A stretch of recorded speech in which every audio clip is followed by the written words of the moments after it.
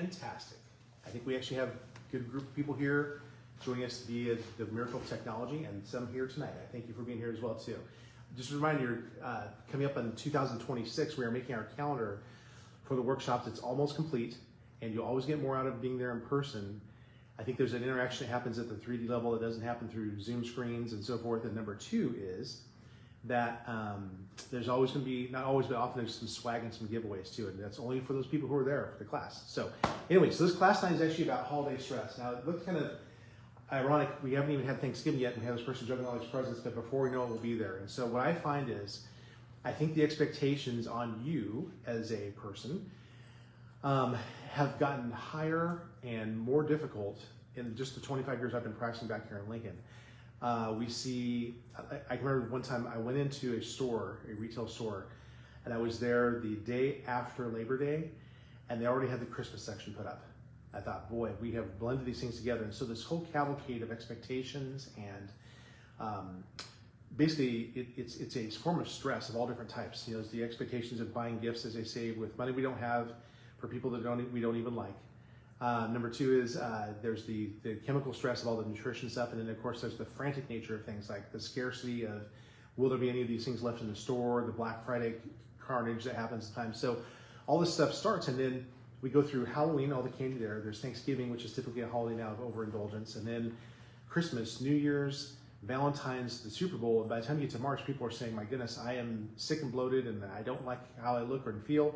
And so we spend the next 6 months trying to get back only to do it over again. So I'm gonna try and help you not have to go through that. Now, if you're alive, you're gonna have stress. We can't eliminate it, but we can make it in a smaller amount and actually be conscious and make good choices that will lessen our exposure to it and lessen our negative reaction to it as well. So anyway, so you want to get grab on holiday stress when you act and adapt. Now, what stress is, it's when you respond to something that's changing. Now, this could be a good thing. You could win the lottery, and that's a form of stress, right? Also, there's the stress that comes with people who find out you won the lottery and they say, hey, I'm your relative. There's the positive or negative depending on the results we have, and it always elicits a reaction from the body. But you can learn new ways of actually adapting to that and actually being proactive and actually interpreting events in different ways, which is very important, okay? How does stress affect you? I want you to think about 3 ways it might affect you. Some people have told me that they get extremely irritable. It just gets to a certain amount that just, I think all of us have our breaking point, right? Some people have to turn off. They get numb to it. Some people actually experience fatigue. Chronic fatigue is one of those things that can result from adrenal glands that are being forced to adapt over and over and over again to the fight or flight response, and eventually they just have to get up and go because it got up and went. There's also, if you can't think of one, how you respond to stress, I guarantee you somebody who knows is your spouse or your family. They will tell you, right? Whenever you encounter this, Dad, you seem to you go that way, you respond this way, and I've actually had family members tell me these things, and it's good. It hurts to hear it, but it certainly beats the pain of actually repeating it over and over again. Stress denial will be things like this. We say it doesn't affect me, which is obviously not the case. It's only stress, like it's no big deal. And actually, stress is one of the main ways we actually get sick and die. I'll know when it's too much, and most of us have such poor intuition or paying attention to those things that what we know is when we're laid on our back, flat out ill, or sadly being driven to the hospital in some sort of crisis. Number 4, I can handle it. Yes, you may be able to. You may have strong shoulders and a good temper, but all of us have a point where we will succumb to the stress of it. And lastly, it doesn't get to me, which clearly it does. Now, I can tell you that for sure, some types of stress affect some people way more than others. There's just different individual wirings, but there's no person who can say that stress never gets to me, like you're just this automaton that doesn't respond. We are human and we have feelings, okay? So, the Holmes Race Stress Scale, something we'll give you tonight. In fact, could you grab some of those, Brian, for us to give people? Yeah. This is something you can actually ask for when you come in if you're watching this class via Zoom and so forth. This is actually a scale that was developed in the mid-60s by 2 psychologists, and what they said was, they noticed that things were called life change units. In other words, certain things in life make you adapt so much that it's considered to be a significant life change. And so they were looking at people who actually had high job stress as well as high familial stress. And they actually were able to put a point value to these things. So you can imagine some things that are on this list, such as the death of a spouse or death of a child, had huge points. And it's on a 100-point scale. There's some things that might be kind of on a moderate scale, like say having to go to jail, or having a friend die, or losing a job. And there's some things that are relatively low that you might think, well, that's really a stressor. Actually, believe it or not, Christmas and vacation have their own point values, because as fun as those things are, as good as they are for us to have, the preparation for them, the change that it requires of us, and all those things do cause stress. And so they actually had this point value system that came up.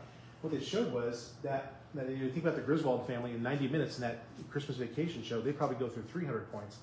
Well, 150 points was enough to actually have you have a noticeable change in the chance of getting sick. And at 300, the chances of getting sick or getting very ill went up to 90%. And so I actually have given this test to some people, and some people have literally exceeded that. In 1 year, they look at a 12-month period of time, they scored almost 400 points. And I said, hey, you know what? There's a reason why you've not been doing so well. You feel so run down. And number two, this is the one you want to ask for right here, the Holmes Race Stress Scale. You can give it to our person who's attending. That'd be great. And so you'll be well to heed what those things tell you, and also make sure that you do not add anything to your schedule. Like, this is the person who I said, look, you absolutely must not do more things now. You need to look at what you can start to delegate and start to say no to, because sometimes saying no is half the results of getting what you want to get to the yes you want to. All right, so is stress getting to you? Yes, the common signs of stress, because it actually engages the fight or flight system, the one that would actually help you run away from a tiger if something was actually physically threatening you, are these warning signs you'll commonly see. You have an increased, sometimes even a decreased appetite. Now, some of us eat a lot under stress, but in the initial moment, your body knows that it's not advantageous to actually take in nutrition when you're trying to climb up a tree to get away from a tiger. That would turn your appetite down. Your pulse rate goes up to make your blood move faster, and your blood pressure goes up to move that blood through as well. You start to sometimes sweat too much. There will often be things like aches and pains that people experience because their muscles are engaged to fight or flee or whatever they need to do. There can be changes in skin color if they actually have the initial phases where they're routing the blood from their gut to, say, their extremities. They can actually turn very flushed and red because they're actually getting ready to expend that energy. However, if it goes on for long periods of time, that actually can cause them to actually have, say, poor circulation. They will start to get blanched or even turn blue in their extremities. It can produce ulcers because of the changes in the acidity of their stomach, the amount it produces, and also irritable bowel syndrome, immune deficiency, where people are getting sick all the time. They walk into a room, somebody sneezes, and this person is now sick for 2 weeks. Clearly, their immunity has been challenged because your body down-regulates your immunity in the initial phases of fight or flight, because there's no need to fight things if you're trying to just simply live and get out of the way of something that's going to harm you. But chronic things like this means your immune system is being suppressed chronically, and you're far more likely to actually have a sickness like a cold, flu, bronchitis, pneumonia, and even more serious things where you might go septic. Lastly, is something called the general adaptive syndrome, where everything starts shutting down. This is what Hans Selye, the discoverer of he actually wrote the book called, I can't remember the title right now, but anyways, it's actually about what stress does to our bodies. Stress Without Distress, I think, was his book, actually. And he said that he could actually take lab rats and do various things in the labs that would make them produce all these things right there, or more, when he actually looked at them on autopsy. And he said it simply comes from the process of stress. There's nothing else going on there. There's no infection. It's just a body that's out of whack. It's producing too much pressure on the internal system for what's actually being presented. So, warning signs, here's some common ones you'll see. People who are entering the whole general adaptive syndrome, they cannot keep their blood pressure up because, take care of it, they'll actually have their adrenals start to fail them. So when they stand up, say from having slept all night or sitting in a chair, what's supposed to happen is your adrenal glands should kick in and actually secrete some hormones that will actually elevate your blood pressure about 2 to 5 points, since blood's going to be traveling now a greater distance, so they will stand up and feel like they're going to faint. They can actually see maybe the black balls closing in. Number two is they become sensitive to light, because the same system that does that also is supposed to make your pupil constrict. If it's kind of fixed and dilated, like they look for in a concussion patient, it'll actually let too much light in for the situation, and the person notices that, hey, I am really having to wear my sunglasses a lot more, even on cloudy days. And so we actually will test this first one here, the lightheadedness test, doing something called Ragland's test. We actually can measure your blood pressure laying down and then standing up. And if it does not go up at certain points, or especially if it drops, it's absolutely a sign you're under too much stress. We've got to make sure we start to address that before you have a full-on neurological episode like that. So, things that are emotional stressors, good heavens, like the loss of a loved one, a bad diagnosis, a strife in the family with arguments, maybe a bad breakup, or just some strife to bad economic news. Those things can affect us in major ways. Okay, what happens is, again, our body can respond to it properly, in which case we say, put it in perspective, we find ways to diffuse that response. The minor action, we feel some tension, like a bad day at the office where lots of deadlines are coming, and the boss says, hey, we got to have this by 5 o'clock, and you're like, oh my gosh, I got to go see my kid's soccer game at 6. They have all that tension to get that done. Maybe they can stretch that out that night. But if it goes on and on, again, we can see things like elevated blood pressure, ulcers, and so forth. Number two type of stressor would be environmental stressors. We would call these chemical stressors. So the things we have floating around, we're fortunate in our part of the country to have some relatively pure skies, but again, when those planes come fly overhead, we actually have some people we care for who are right around a whole sorts of agriculture. When those crop dusters come in and spray things, a lot of bad things happen in their family health-wise. The things we put on our skin, we actually will have a class next year on how you can take care of your skin in a more natural way that does not cause pollution through your system. The way our crops are treated, if we don't look out for things that are raised in a humane and a good for humans way, we can actually have a chemical exposure through those. The processing of foods, all these things can actually chemically stress our bodies. And once again, there can be a proper response, which is we have a small reaction. Maybe we even start to throw up or have diarrhea to get rid of things, or we excrete it out through our sweat. There can be some minor reactions where we start to have things like, say, sneezing or sniffling and so forth. And then lastly, it could be everything like a whole system that's starting to have inflammation and irritation, like irritable bowel syndrome, having migraine headaches, and maybe even asthma or things like that as well too. And then lastly, we have physical stressors. So we have collisions that can happen in sports or just having fun in recreation. I love sports. I played them in high school, but they do have some inherent risk, of course. Auto collisions, we'll have a class next year on that. Right now we're in the season of actually everybody's doing the last bit in their garden. So I had some kid tell me, Dr. Land, I had to get my last bit of the sweet potatoes out of the ground. I spent 5 hours doing that. And I think that might be influencing why you're going to find some stuff in my low back today. And sure enough, there it was. They hadn't done that for weeks, and they did 5 hours worth of digging and pulling potatoes out of the ground. That led to that. And then pretty soon the snow will fall, we'll have to do that sort of stuff. Sitting in one place for long periods of time playing video games is not good for us. Being stuck behind a computer with lots of things like this stressing us out. Of course, sleeping is a great position. There's a great activity. That's how we recharge our batteries at night. But that kid actually has his head turned. If he wakes up in the morning, there's a good chance he's going to actually have some subluxations from that going on. And so we have to make sure we do those things well too, because physical stress is for real. Again, the proper response is before I even feel it, I make a change, or I condition myself for the activity. So if I know the snow is going to come, that I do some things in the gym or do some things at home that give me the chance to have my rotator muscles and my obliques and all the transverse abdominals, my low back is nice and strong. If I don't do those things, I have a reaction, which I might be sore for a few days from the collision or the trauma or the slip and fall that I had. If it's a major one, though, and we cannot account for it, then subluxations result from this thing. There's a chronic, ongoing source of nerve stress in our bodies, which does not let us function in a normal way, because whatever's downstream in those nerves is suffering from less than proper strength and proper speed of nerve supply, and those organs and tissues will start to suffer, and that's what creates ultimately dis-ease, a state of malfunction, and eventually, when it goes on unchecked, a state of what we call disease. It's a named disorder with, laundry list of things that go with that. So, what are your major holiday stressors? I want you to think about those things, like those three categories: mental, chemical, and physical. What are the main things you have? Some people might be, well, for me, it's the mental stress of getting a Christmas newsletter together, or it's, say, making sure everybody's gifts are purchased, or doing the gift exchange and things like that. Some people might be the chemical side of things. Like I always tend to do it with too much eggnog, or I always find myself gravitating towards these highly processed snacks that after I eat them, I just feel miserable and I don't feel good at all. And then lastly would be maybe physical things, like we're going to be going to these people's house and we have to sleep in the guest bed, which is always the one that has had 20 years of people sleeping on it, and it sags in the middle. I always feel worse when I go to those people's house, or sitting in the car for 5 hours as we drive there with no plans to get out and stretch along the way. Those things are actually a real problem. Well, identify how these things have been addressed in the past. Have you denied that detonated, exploded the situation? Have you diffused adequately, or have you dealt with it? My proposal to you is, if you don't have a plan going into this holiday season, you'll do what you've done as your default mode in the past. So now's the time to break that pattern and say, what stressors do I have? And I would encourage you to sit down tonight before you go to bed to actually write these three categories down and think of at least one thing in those categories that affects you a certain way, and how you can make a change there. So what it requires, guys, is you have to build internal fortitude. I'm not going to give you every solution tonight to those family problems. Those are things that we can talk about in our relationships classes. We are very blessed to actually have people that we care for or have affiliations with that are actually family therapists, and we'd be happy to refer those people to those people. But if you're going to actually be able to withstand the stressors just at a basic level, there's 4 things that are absolutely essential for you to actually be healthy and well. These aren't in a specific order.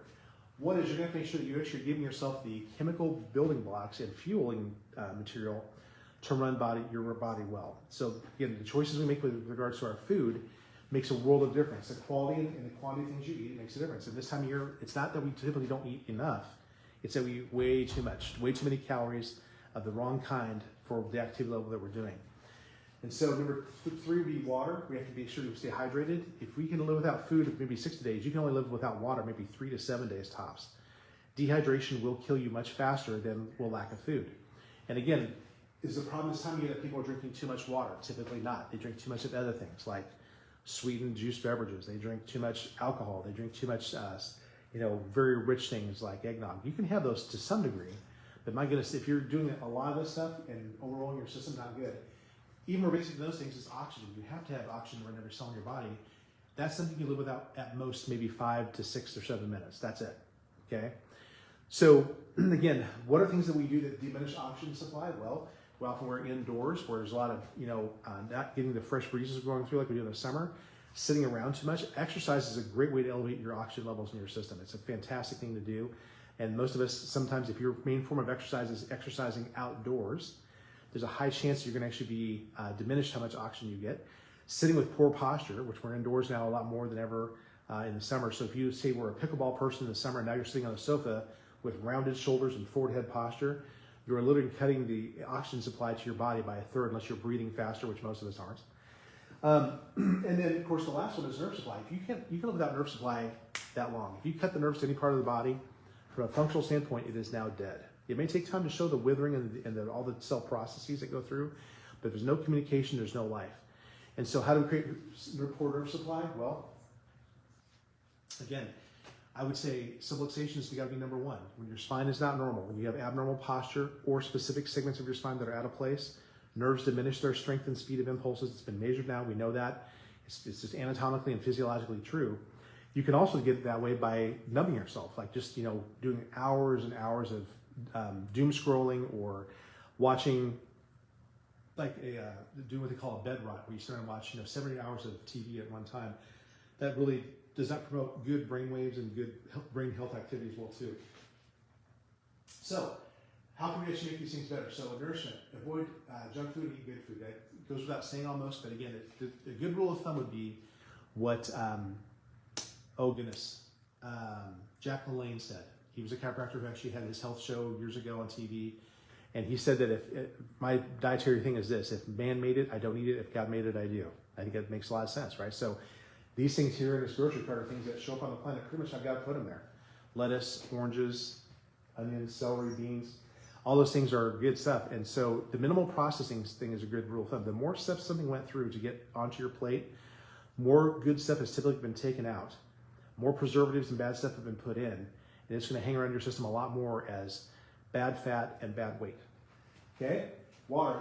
Drink at least half your body weight in ounces per day. Good rule of thumb. Okay? So if just easy math, if I'm a 200-pound male, I should drink at least 100 ounces of water per day, and more if I'm actually losing something through sweat. People say, well, in the winter months, can we drink less? No. You actually need more. You're not sweating, but you're losing it through the air, the ambient air being so dry. You're losing moisture as you breathe. You can actually see your breath when you go outside. That's moisture you're giving off. You need more water. Breathing exercises and cardiovascular exercise for oxygen. We're going to show you one through here real quick. And lastly, daily posture checks, monthly posture checks for yourself to make sure you're doing things well, ergonomics, and of course, getting your chiropractic appointments in as well too. If you don't have your appointments scheduled now, guys, make them. This is a hard time for us too. We're trying to make our schedules work with our families and everything, but we will make time for you. Even if you can't do anything else, come in and get adjusted. That's the most important thing. Keep your brain and body connected to have maximum health, expression of health as you go through those things. All right? You can cover up some stress. Like you can temporarily cover up pain with an aspirin, right? You can temporarily mask a muscle spasm with a muscle relaxer, but there's always a payback. First thing is that you're masking a symptom. The symptom is there to warn you of what's going on.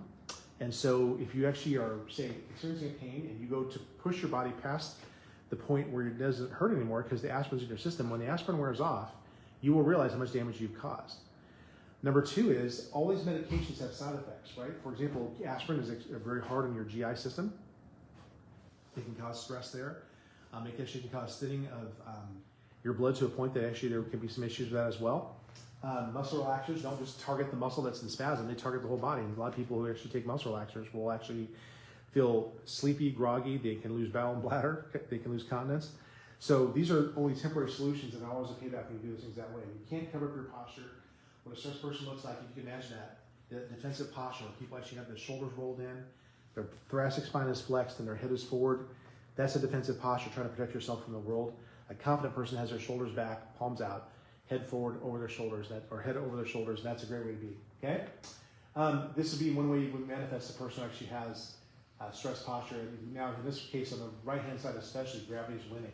Sometimes when people get to that point in life, in terms of age, if you ask them to put their head back over their shoulders, they literally cannot do it anymore because there's been so much deformation and so forth. So intervene when it's still like this. We can still help these people, but it's a lot longer road back, and sometimes the results are just not as good. Okay? Don't cover it up. Correct it as best you can. There's things we give our patients to work on at home. This is why when I see somebody come back and tell me they've been doing it exactly as planned, that's a very good thing. The good rule of thumb is 100% is easy. If you do everything as prescribed, you don't have to think about it. Those people who are doing it anything less than that have to stop and think, am I doing it 4 out of 5 days, 3 out of 5 days? What are they doing there? Those ones are ones who do not get as good of results as we do in this office. There are devices we can use that actually can measure this activity that include EMG. There are things that can measure temperature to see actually how the person's body is responding. In fact, in the old days, way old days, back in the day of Hippocrates, they would often put mud on both sides of a person's body to see which side dried faster and where, as a way of measuring what organs might be under stress, which is fascinating. We can do that now with things like this. And so the thing is acting versus reacting. Being proactive means you're taking advantage of your ability to plan and make steps as a rational being before you get to the point where your emotions are flying high. A reaction is when this heat of the moment is causing problems and you are now just reacting and not thinking about it, which often leads in bad ways. Your body always acts to protect itself and preserve itself by doing what is best for your overall health. And so reactive reacting is an outside-in response that, like we say, well, I'm going to cover it with medication, alcohol, by yelling at people, fighting, being depressed, and so forth, will result in some type of illness, either in that person, in that family, in that community, or in our world. Those are things that's the outside-in approach. Inside out is way better. If you're reacting or responding to stress, new formulas to improve the response to stress, like doing the same thing over and over, expecting results is the definition of insanity. You will have to make changes, and change is painful, I know, but I guarantee you, when the pain of staying the same is greater than the pain of making a change, you will make it. Almost everybody will find out if I say, I just got to do something different, and they're highly motivated at that point there too. So here's one option. You can bang your head against the wall, right? That doesn't exactly result in a very good wall or a very good brain. You can do it for a short time. But here's something you can do, just even to reduce the tension, without even changing the situation that you're in, okay? Sitting or standing, breathing in and elevating your shoulders. Holding your breath for at least 4, 6, 8 seconds and then exhaling through your mouth, which is great. And doing that 4 or 5 times in a row, even up for a couple minutes, will actually lower your blood pressure and lower your pulse rate and give you a clear state of mind. Also, if you make sure that you do it so your stomach sticks out and actually pulls out, that's called belly breathing as opposed to breathing in your shoulders. Actually breathing this way gives you much more oxygen and much more response that is more of stress reduction as opposed to keeping stress there too. Healthy action you can take. It's actually almost impossible to remain stressed and smiling. I'm not saying grimacing, that's a different thing. But truly smiling, okay, breathing deeply, we mentioned exercise. Exercise is actually a way of acting yourself into a new way of thinking. We're very much influenced by our Greek heritage, which says you need to think differently to get a different action. That is true. But in some cases, when you're so dug into a pathway of thinking, you need to get up and just do something different. They call it a pattern interrupt. And you actually find a new way of actually feeling and actually thinking then. Become aware of what you're feeling in your body. Some people are just so out of touch. We spend so much time in front of screens, we don't even listen to what our bodies are telling us. Having a good chuckle and a laugh, positive attitude, trying to take the most possible, best possible construction on any given moment. Don't think that people are out to get you unless they really are. Actually thinking of what could be right about the situation, drink some water, take a break.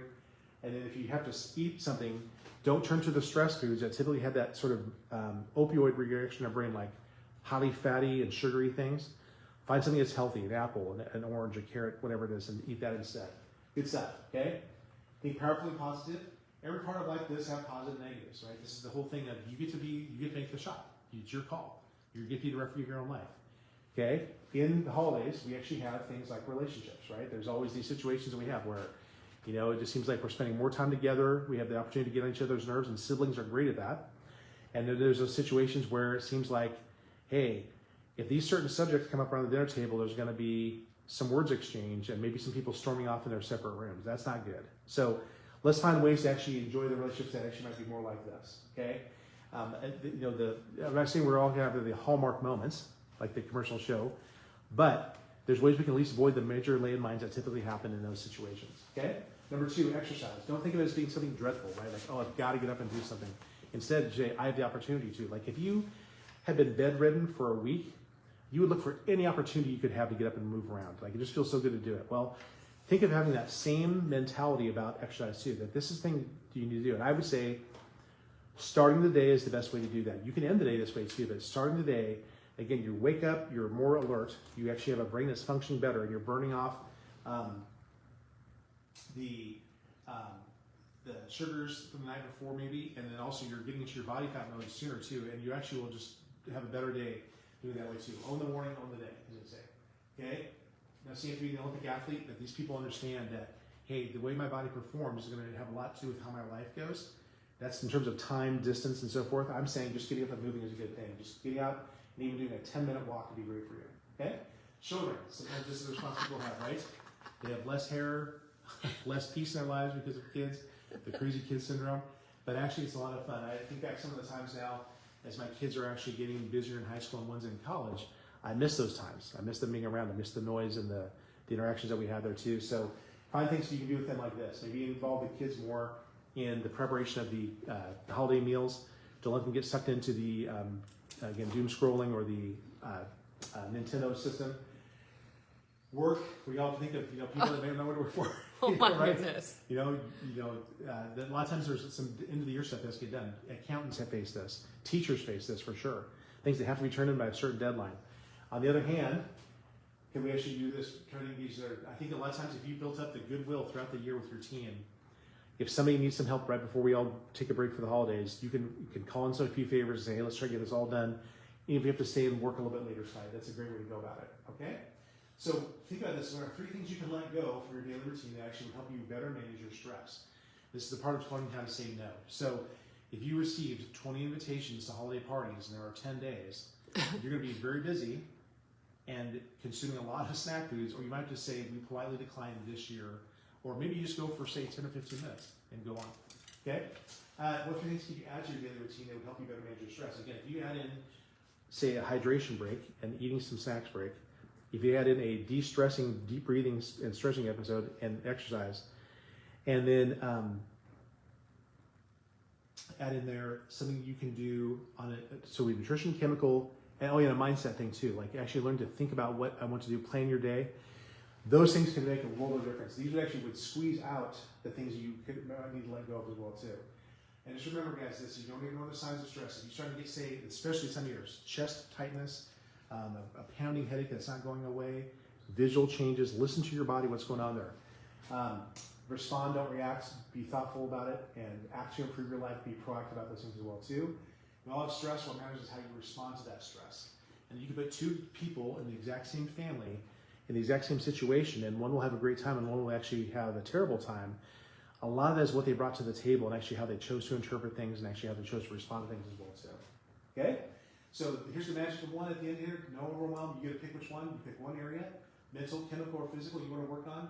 Think of the one specific need or opportunity in that area. It might be so obvious that you say, you know what, this one is like a sore thumb. Every year I tend to do too much of this or not enough of this. That's your one. Sometimes it's the one that if you did this one thing, it would have a huge impact downstream as well too. Whichever it is, be quiet, go someplace where you can think about it, and particularly the first one that comes to mind. And then lastly, pick a specific action step with a deadline. It's not one thing to say, someday I will actually exercise. That's not going to work. But if you say, I will get up starting tomorrow and actually be purposeful in my movement for 15 minutes before I do the first thing, before I even have breakfast, that's specific. And I will do it every day from now until March 1st. That's really good. Fantastic. Okay? Write it down and post it somewhere and you'll see it. The whole thing being out of sight, out of mind is very true. Where you need to have it, your cell phone, first thing when you pop it open, maybe on your bathroom mirror, maybe in your car, rearview mirror. I don't know where you need to put it, but you're going to see those things. Ask for help, both divine and human, right? The first thing we're going to do is, God, please help. I failed a bunch of times here, And then human, look for probably 3 types of things. One might be a mentor, somebody who's actually doing what you want to do at a higher level, develop a relationship with them. Number 2, enlist the role of like a Barnabas, somebody who actually is kind of at the same level as you that you can actually ask for support, accountability. And then lastly, find somebody you can actually pass what you're learning on to them who actually needs to learn what you're learning. That's a chance to be a teacher and pass it on. Those are good things. And make sure you get checked in for subluxation and scanned when necessary, okay? So here's one thing, we can remember these words. God has promised that He will never give us one that can handle. I just wish He didn't trust me so much for Mother Teresa. That's not true. Okay, if it feels like it's a lot going on, there is. You don't have to get buried into the hustle and bustle. You can enjoy it and actually not have to succumb to it, okay? And that, guys, is our talk for the class. Next week will be our class on developing an attitude of gratitude and a culture of thankfulness. Happy Thanksgiving.